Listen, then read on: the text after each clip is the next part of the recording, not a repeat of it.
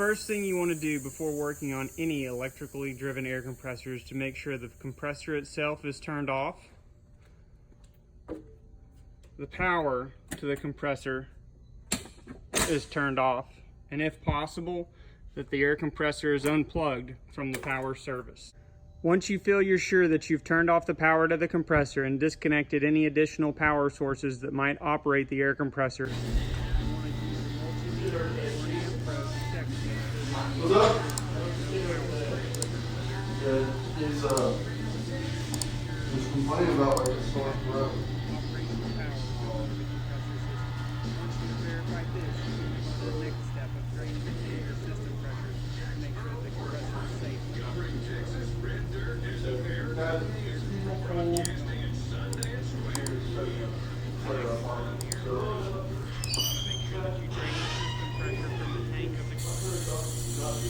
What up, Austin? How are you?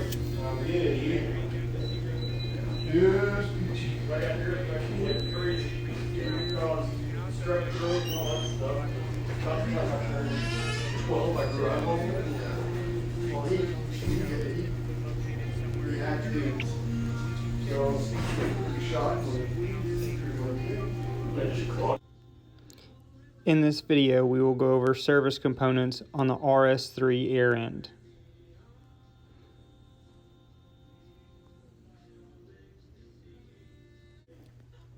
We will now repair or inspect the minimum pressure valve on the RS3 air end.